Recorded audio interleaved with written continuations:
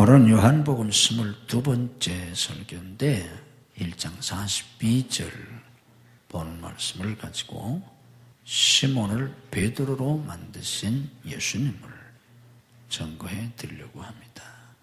제목을 한번 따라서 하십시다. 시몬을 베드로로 만드신 예수님. 아멘. 우리 기독교가 뭔지를 우리가 깊이 깨달으면 우리 기독교 신앙은 아주 특별하고 또 우리가 진정한 그리스도인이 된다고 하는 건 정말 특별하고 놀라운 축복이라는 걸 알게 됩니다. 그런데 기독교를 일반적인 종교로 그렇게 이해를 하기 때문에 기독교의 진리를 몰라서 그렇지, 정말 기독교의 진리를 안다면 우리가 예수 믿는다는 것이, 진짜 예수 믿어서 그리스도인이 된다고 하는 것은 얼마나 특별하고 놀라운 축복인지 모릅니다. 오늘 본 말씀도 우리에게 그것을 가르쳐 주시는 한 말씀 중에 하나인데, 여러분이 정말 예수 믿고 구원받아서 진짜 그리스도인이 되었다면 하나님이 얼마나 여러분들에게 특별한 은혜를 베푸신 건지, 또 앞으로 여러분의 삶 속에 얼마나 특별한 은혜를 베푸실지 모릅니다. 물론 교회 안에는 교회만 다닐 뿐이지 진실로 거듭나지 못한 진정한 그리스도인이 아닌 사람들도 많이 있습니다. 그런 사람들은 해당이 되지 않지만, 내가 정말 그리스도인이라면 하나님이 내게 어떤 은혜를 베푸셨고 또 앞으로 어떤 은혜를 베푸실 것인지 그 말할 수 없는 하나님의 은혜를 우리가 깊이 깨달아야 합니다. 오늘 본 말씀은 예수님께서 안드레의 형제인 우리가 잘 아는 베드로, 그의 본래 이름이 시몬입니다. 이 시몬을 만나시고 예수님께서 그에게 하신 말씀입니다.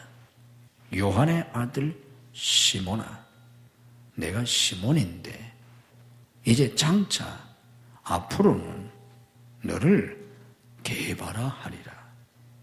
이 게바라고 하는 말은 반석이란 뜻입니다. 이 게바라고 하는 말은 아람어입니다.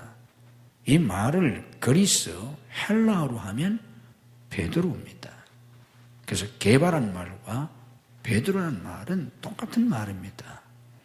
그러니까 내가 요한의 아들 시몬인데 이제 앞으로는 너를 베드로라 하리라, 이런 말씀입니다. 이 말씀 속에 시몬에게 은혜를 주신 놀라운 축복, 그리고 오늘 우리에게 주시는 하나님의 놀라운 복음이 여기 담겨 있습니다. 시몬은 어떤 사람입니까?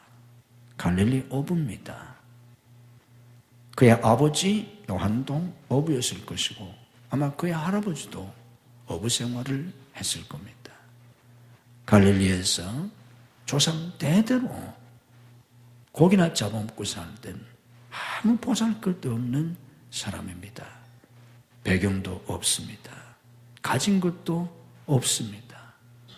그냥 그렇게 살았더라면, 그날 예수님을 만나지 못했더라면 그렇게 고달픈 인생을 살다가 하루하루 고기나 잡아서 겨우 살아가면서 이름도 없이 빛도 없이 인생의 가치도, 인생의 보람도, 인생의 영광도 누리지 못한 채 하루하루 고달픈 인생을 살다가 죽고 결국은 지옥에 갈 수밖에 없었던 그런 인생입니다. 이 요한의 아들 시몬이라는 말은 아버지의 아들 시몬, 곧 자연인을 가리킵니다. 이 말은 옛 아담 안에 있는 인간을 의미합니다. 이 시몬은 육의 사람을 말합니다. 땅의 사람을 말하는 것입니다. 결국은 지옥에 갈 사람입니다. 이것은 요한의 아들 시몬만이 아니라 모든 아담의 후예들을 상징합니다. 모든 아담의 후손들은 다 요한의 아들 시몬처럼 그렇게 죄 가운데서 태어나서 그렇게 죄 가운데서 고달픈 인생을 살다가 결국은 지옥에 갈 수밖에 없는 비운의 사람들입니다. 그런데 베드로는 어떤 사람입니까? 베드로는 예수님의 12제자 가운데서도 수제자였던 세 제자 가운데 첫째가는 수제자입니다. 위대한 사도입니다. 천국의 열쇠를 받은 사람입니다.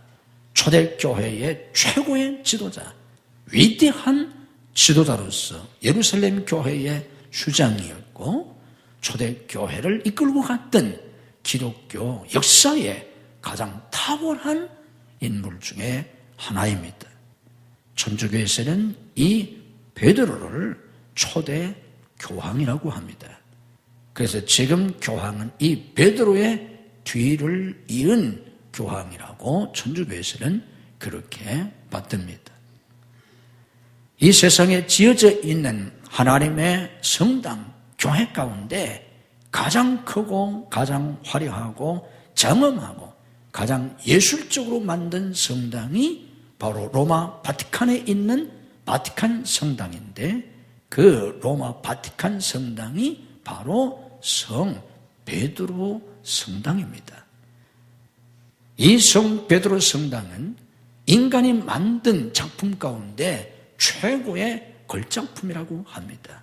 인간이 만든 건축물 가운데 예술품 가운데 그만한 게 없다고 동서양의 많은 사람들이 말합니다.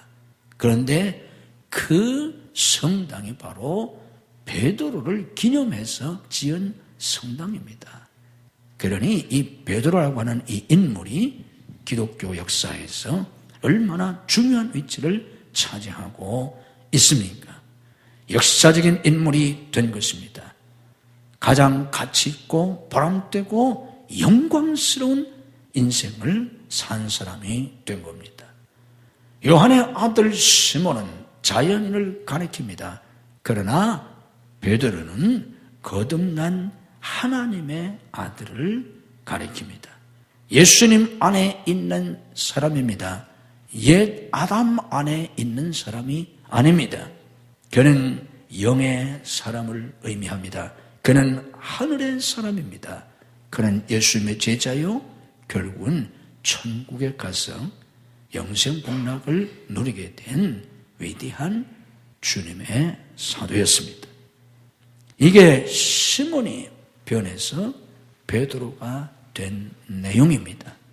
그런데 오늘 이 본문이 우리에게 가르쳐 주려고 하는 진리, 복음이 뭐냐고 하면 저 갈릴리 어촌에 살던 아무 보잘것없는 시몬이 기독교 역사와 인류 역사에 우뚝 선 위대한 인물이 될 수 있었던 것은 그 자신의 의지나 결단이나 피나는 노력에 의해서 그렇게 된 것이 아니라 우리 주님께서 그를 만나시고 요한의 아들 시몬아 이제 앞으로는 너를 게바라 베드로라 하리라 말씀하신 그 말씀 속에 담겨 있는 것처럼 우리 주님께서 시몬을 베드로로 그렇게 만들어 주셨다는 것입니다.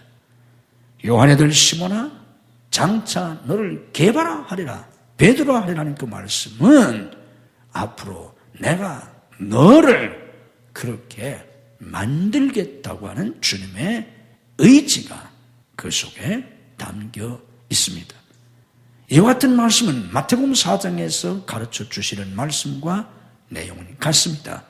우리 주님께서 갈릴리 해변을 거니시다가 베드로와 안드레와 야고보와 요한을 제자로 부르십니다. 그때 주님이 뭐라고 말씀하십니까? 나를 따라오너라. 내가 너희로 사람을 낚는 어부가 되게 하리라. 내가 되게 하리라. 내가 그렇게 만들겠다고 하는 주님의 의지요, 주님의 약속이 거기 담겨 있지 않습니까? 이렇게 우리 주님께서 이 시몬을 베드로로 만들어 주셨던 겁니다. 베드로는 무지하고 성급하고 실수가 많고 그리고 믿음도 그렇게 좋았던 사람이 못 됩니다. 우리 주님께서 체포될 때 도망갔었고, 우리 주님께서 빌라도의 법정에서 신문을 받았을 때 예수님을 모른다고 계집종 앞에서도 3번씩이나 부인했던 사람입니다. 그는 부활하신 주님을 만난 이후에도 저 갈릴리 바다 곧 디베라 바다로 다른 동료들과 함께 고기 잡으러 갔던 사람입니다. 이런 믿음도 없고 나약한 사람이었는데 끝내는 위대한 사도로, 초대교회의 지도자로, 그리고 전에 내려오는 이야기에 의하면 결국 베드로는 로마에서 순교합니다.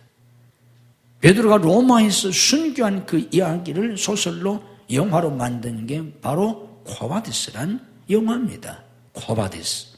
어디로 가십니까? 도민의 주여 어디로 가십니까?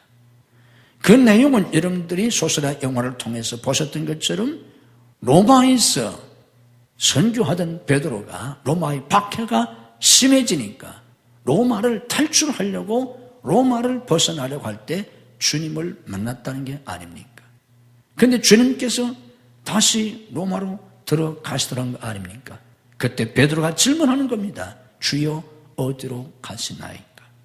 그때 우리 주님께서 네가 로마를 버리고 가기 때문에 내가 다시 로마로 간다 하셨다는 거 아닙니까? 그때 깨닫고 베드로는 다시 로마로 들어가서 선교하다가 결국 순교당합니다.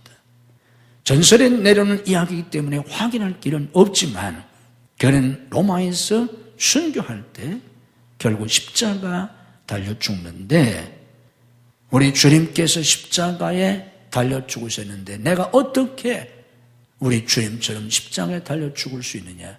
나를 십자가에 거꾸로 매달아라. 그래서 베드로는 십자가에 거꾸로 매달려 순교했다는 것입니다. 물론 이 이야기는 성경에도 없고 이것은 역사에 나오는 이야기는 아니기 때문에, 전에 내려오는 이야기이기 때문에 사실 여부는 잘 모릅니다. 어쨌든 베드로는 마지막 순교하기까지 복음의 사명을 잘 감당했고 위대한 사도의 사명을 잘 감당했습니다. 우리 주님께서 베드로를 그렇게 변화시키시고 베드로를 그렇게 쓰신 겁니다.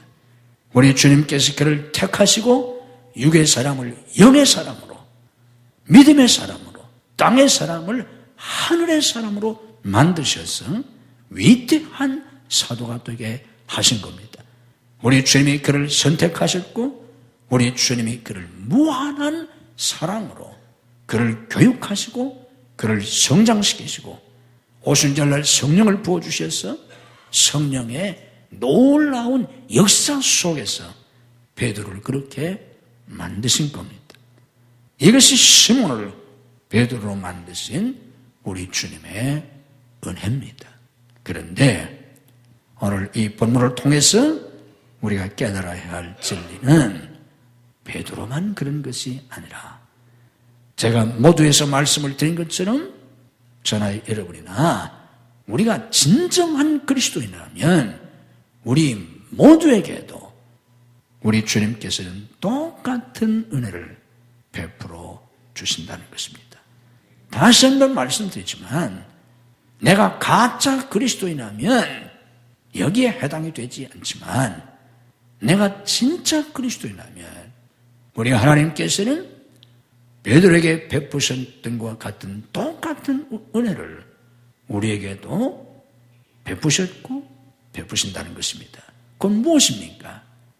하나님이 우리를 택하시고 하나님이 우리를 부르시고 하나님이 우리에게 믿음을 주시고 하나님이 우리를 변화시키시고 성장시키시고 하나님이 우리를 쓰시고 하나님이 역사해 주셔서 열매를 맺게 하시고 하나님이 그 열매에 대해서 우리에게 상급을 주시고 영광을 주신다는 겁니다. 이것이 모든 부름받은 그리스도인들에게 모든 주님의 일꾼들에게 주시는 하나님의 은혜요 우리 주님의 축복입니다. 아멘. 이 은혜가 얼마나 놀랍고 큰 것인지에 대해서 에베소 1장 4절 말씀 보면 하나님이 창세 전에 세상이 창조되기도 전에 아담이 생기기도 전에 하나님은 우리를 그리스도 안에서 택하셨다고 말씀하십니다. 다시 한번 말씀을 드리지만 여러분이 진정한 그리스도인이라면 여러분은 하나님의 영원 속에서 세상이 창조되기도 전 하나님의 영원 세계 속에서 하나님의 택함을 받은 특별한 은혜를 입은 사람들입니다. 아멘. 이 사람들을 주님이 부르십니다. 이사야 41장 9절 말씀 보면 내가 땅 끝에서부터 너를 붙들며 땅 모퉁이에서부터 너를 부른다고 말씀을 하십니다. 이사야 43장 말씀 보면 내가 너를 지명하여 불렀다고 말씀하십니다.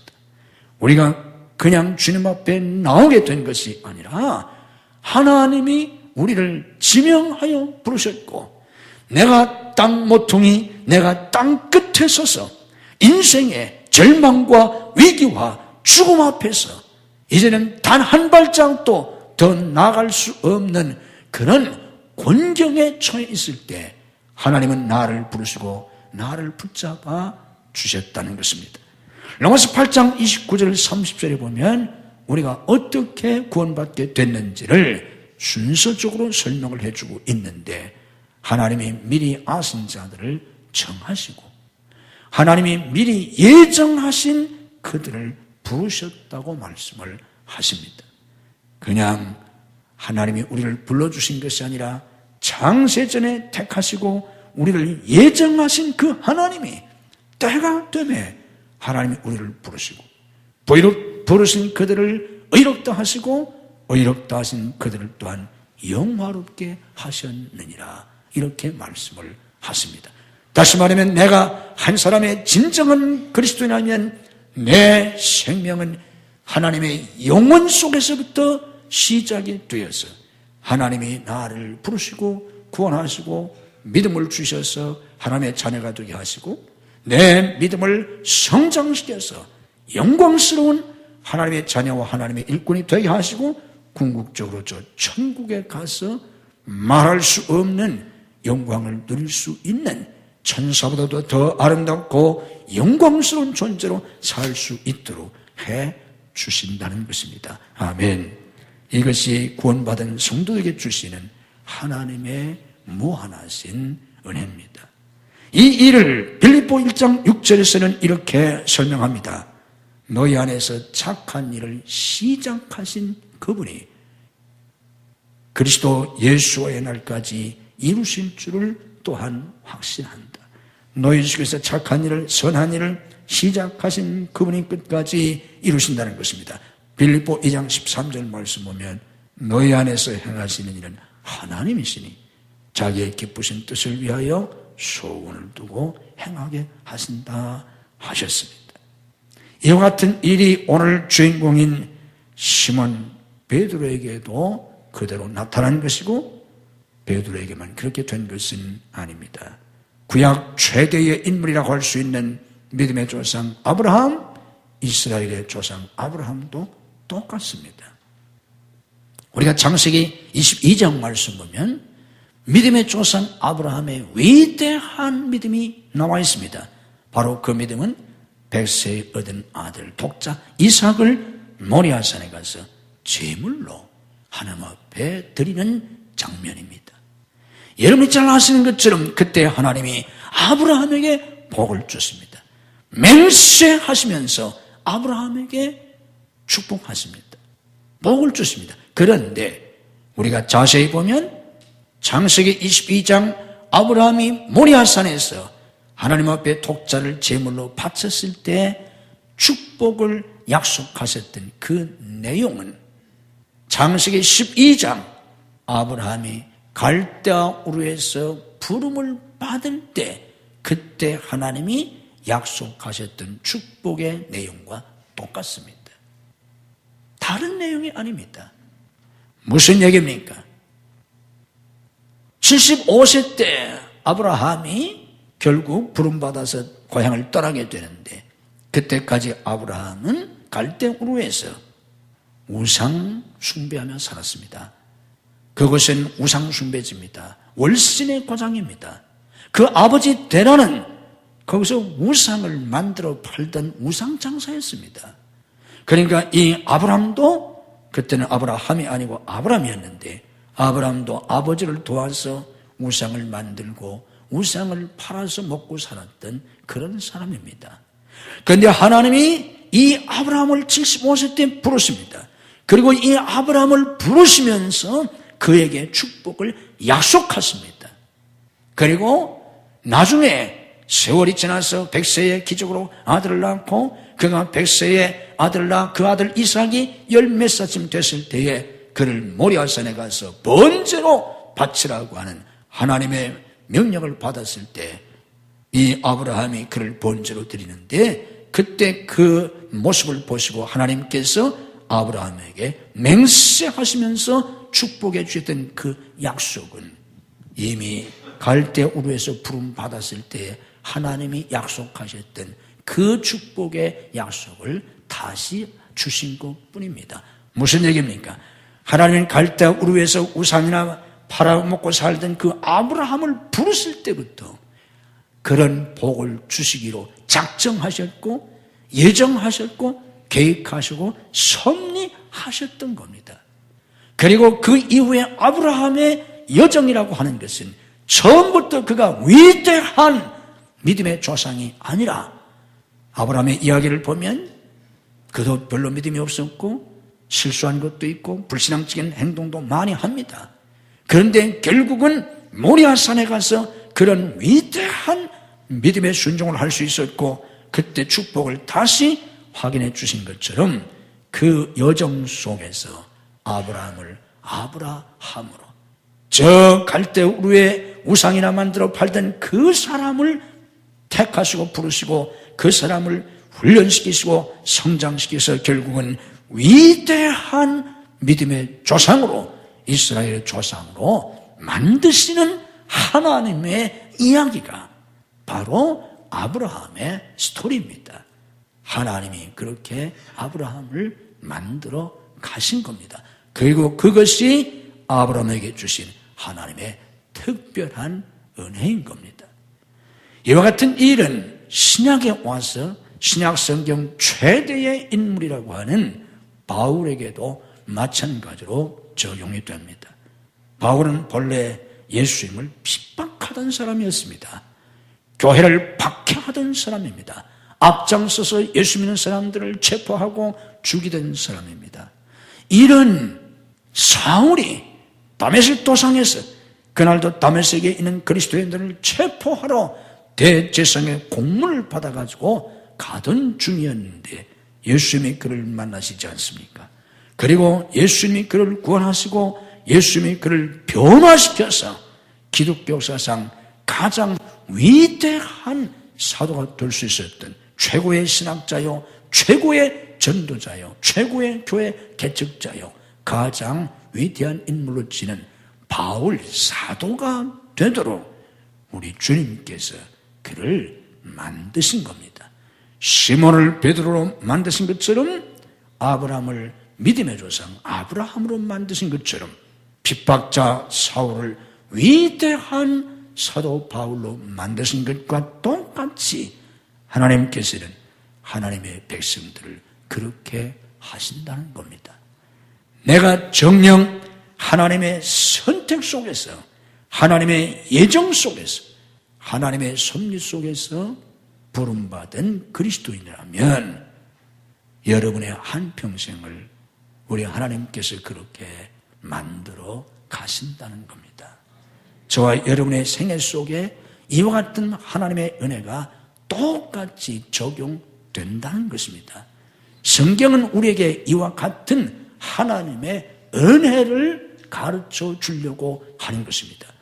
그리고 이 세상 수많은 사람들 가운데 이 하나님의 은혜의 역사 안에 들어와 있는 그 사람들, 이 사람들이 바로 택함을 받은 사람들인데 이 사람들이 얼마나 하나님의 특별한 은혜를 받은 사람들인가 하는 것을 가르쳐 주려고 하는 겁니다. 특별히 지금 우리가 공부하고 있는 이 요한복음에서 이것을 우리에게 잘 가르쳐 주고 있습니다. 그래서 요한복음 앞에 첫문에서부터 태초에 말씀이 계셨고 이 말씀이 하나님이시고 이 빛이 비쳤지만 어둠은 그 빛을 깨닫지 못하고 메시아이신 예수님이 인간의 몸을 입고 자기 땅 자기 백성들 가운데 오셨지만 그 백성들이 그를 알아보지 못했는데 그러나 그를 영접하는 사람들이 있었다. 그 사람들에게 하나님은 하나님의 자녀가 되는 권세를 주신다. 이 사람들은 도대체 어떤 사람들인가? 이 사람들은 육정으로 혈통으로 난 것이 아니라 하나님께로부터 난 사람이다. 이것을 요한복음 앞부분에서 이미 우리가 지나왔지만 설명해 주고 있지 않습니까? 바로 이 하나님의 특별한 택함 속에 받은 이 사람들이 얼마나 큰 은혜를 받았는지, 얼마나 큰 하나님의 은혜 속에 있는지, 그리고 영혼 속에서도 시작된 그들의 생명과 그들의 역사를 하나님이 어떻게 이끌어가고 마무리하셔서 마지막 날 새 하늘과 새 땅, 저 영원한 천국에서 얼마나 큰 영광을 누리게 될 건지를 가르쳐 주려고 하는 것이 바로 성경입니다. 이 하나님의 은혜를 깊이 깨닫는 여러분이 되셔야 합니다. 이걸 깨닫고 주님을 믿고 신뢰하고 주님을 더욱 사랑하고 주님께 순종하고 주님 손에 잡힌 바 되어서 내 생애 속에 계획되어 있는 하나님의 그 놀라운 뜻이 이루어지고 말할 수 없는 은혜와 끊임없는 하나님의 역사 속에서 시몬이 베드로가 된 것처럼 육의 사람이 영의 사람으로 땅의 사람이 하늘의 사람으로 변화되어서 하나님 앞에 쓰임받고 하나님의 사명을 감당하는, 그래서 하나님 앞에 상급을 받고 하나님 앞에 영광을 받을 수 있는 여러분이 되셔야 합니다. 이런 여러분의 은혜가 여러분과 여러분 자녀들에게 함께 하시기를 주님의 이름으로 축복합니다. 기독교 역사에서 이런 은혜 속에 살았던 한 사람이 오스카 서번티스라고 하는 사람입니다. 이 오스카 서번티스라고 하는 이 사람은 어렸을 때부터 문제 속에서 살았던 문자였습니다. 자라면서 그는 더욱 거칠어졌고 더 그런 폭력적인 사람이 되어서 이 오스카 서번티스는 강력 범죄로 17차례나 감옥에 갔던 사람입니다. 한두 번도 아니고 17번이나 감옥에 갔던 이 사람, 그래서 감옥에 있는 모든 사람이나 심지어는 정신과 의사들도 이 오스카는 구제불능이라고 포기해버리고 말았습니다. 아무도 그를 다룰 수가 없었습니다. 그러던 어느 날 한 노인이 이 오스카에게 복음을 전합니다. 그런데 아무도 어떻게 할 수 없었던 이 오스카가 그 노인의 전도를 받고 예수님을 영접했습니다. 그리고 구원받았습니다. 구원받은 이후에 그는 변화됩니다. 변화된 그는 다시 감옥에 들어가서 감옥을 다니면서 옛날 자기처럼 포악한 죄를 짓고 감옥 안에 있는 사람들에게 복음을 전합니다. 오스카가 감옥 안에 있는 죄수들에게 복음을 전할 때 수많은 죄수들이 오스카 앞에 나와서 오스카의 간증과 설교를 듣고 함께 찬송을 부르고 복음송을 부르고 함께 눈물을 흘리고 수많은 사람들이 제단에 자기 발로 걸어 나와서 예수님을 영접했다고 합니다. 그는 수많은 제수들에게 복음을 전하고 수많은 사람들을 변화시키는 위대한 사역자로 쓰임을 받았습니다. 이것이 기독교의 역사입니다.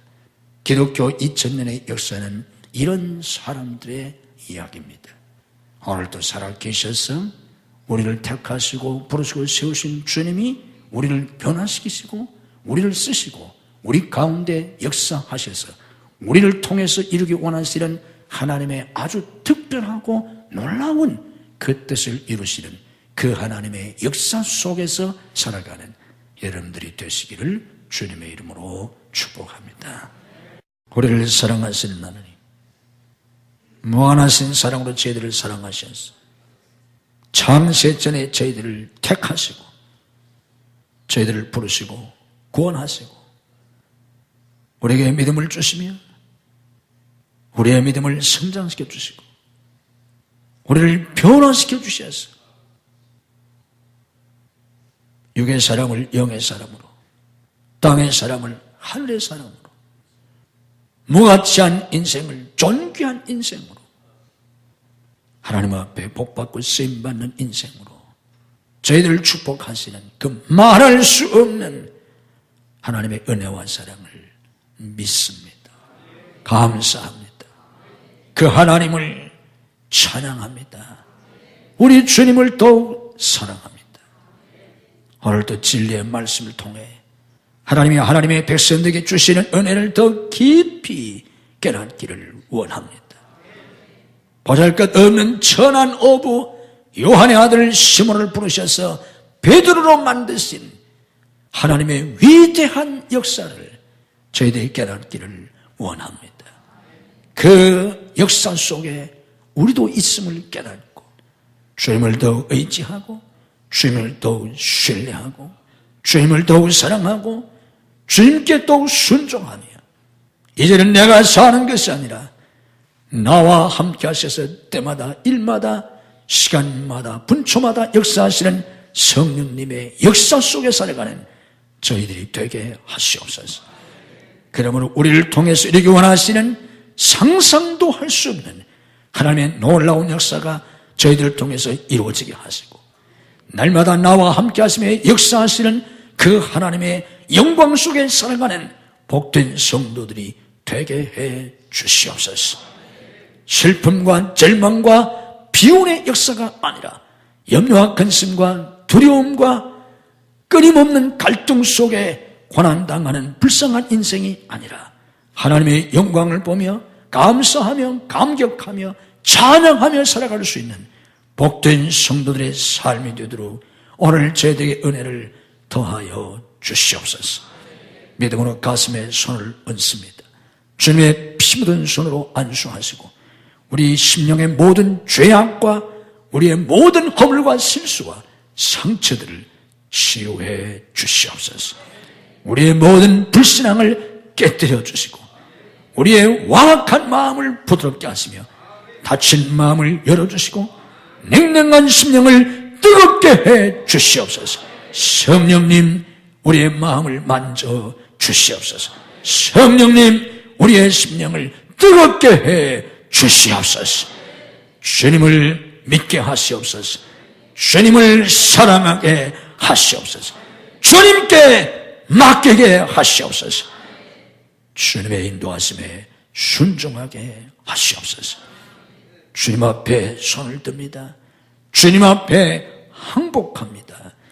주님께 모든 것을 맡깁니다. 주님이시여 우리의 손을 잡아 주시옵소서. 저희들을 다스려 주시옵소서. 주님의 통치 속에 살기를 원합니다. 주님이 붙드시고 인도해 주시옵소서. 주님께서 인도하시고 때마다 일마다 걸음마다 역사해 주시옵소서. 주님의 인도하심 속에 살아가는 내 인생의 걸음걸음이 주님이 계획하시고 예비하신 길이 되게 하시고 그 걸음 그 자욱자욱 길목마다 예비하신 하나님의 역사가 나타나며 함께 하시는 하나님의 권능이 임하게 하시옵소서. 저희들 통해서 영광을 거두시옵소서. 찬양을 받으시옵소서. 하나님의 나라가 온 세상에 확장되게 하시옵소서. 머리에 안수하시고 오늘도 하늘의 신령한 은혜로 축복해 주시옵소서. 진리의 성령께서 진리를 깊이 깨닫게 하시고 믿음에 믿음을 더하시며 하늘의 능력으로 저희들을 감싸 주시옵소서. 믿음으로 아픈 몸에 손을 얹습니다. 아픈 가족들을 대신해서 손을 얹습니다. 죽은데도 살리신 주님의 능력으로 오늘들을 치유하시고 오늘들의 건강을 회복시켜 주시옵소서. 내가 나사렛 예수 그리스도 이름으로 명하노니 우리를 괴롭히는 모든 병만은 다 물러갈지어다. 예수님의 이름으로 치유될지어다. 예수님의 이름으로 건강이 회복될지어다. 예수님의 이름으로 강건할지어다. 가정에 복을 주셔서 속히 인간이 되게 하시고 믿음의 가정이 되게 하시옵소서. 오 하나님의 행복한 가정이 되게 하시옵소서. 풍성한 축복의 가정이 되게 하시옵소서. 거룩한 가정이 되게 해 주시옵소서. 행복한 부부들이 되게 해 주시옵소서. 우리 자녀들을 책임지시고 양육해 주시옵소서. 믿음을 부어 주시옵소서. 하늘의 지혜를 주시옵소서. 영육의 강건함을 주시옵소서. 복된 사람들을 붙여 주시옵소서. 복된 환경을 열어 주시옵소서. 주님의 이름으로 승리하게 하시고 주님의 이름으로 복받고 쓰임받는 자녀들 되게 해 주시옵소서. 학업의 문을 열어 주시옵소서. 신학의 문을 열어 주시옵소서. 유학의 문을 열어 주시옵소서. 취업의 문을 열어 주시옵소서. 사업의 문을 열어 주시옵소서. 결혼의 문을 열어 주시옵소서. 태의 문을 열어 주시옵소서. 사역의 문을 열어 주시옵소서. 성도의 직장과 사업을 축복해 주시옵소서. 주님의 은혜로 승리하게 하시옵소서. 형통하게 하시옵소서. 참되게 되게 하시옵소서. 하나님 앞에 복받고 쓰임받는 직장과 사업들이 되게 해 주시옵소서. 열문의 복을 내려 주시옵소서. 문제들을 해결해 주시옵소서. 예수님의 이름으로 문제들이 해결될지어다. 예수님의 닫힌 것이 열릴지어다. 예수님의 맺힌 것이 풀어질지어다. 모든 대적의 세력을 주님이 물리쳐 주시옵소서. 주님의 이름으로 승리하게 하시옵소서. 하나님 앞에 예물 드립니다. 11조를 드리며 감사한금, 선견금, 구제한금, 건축한금, 해외에 성된 건축한금을 드립니다.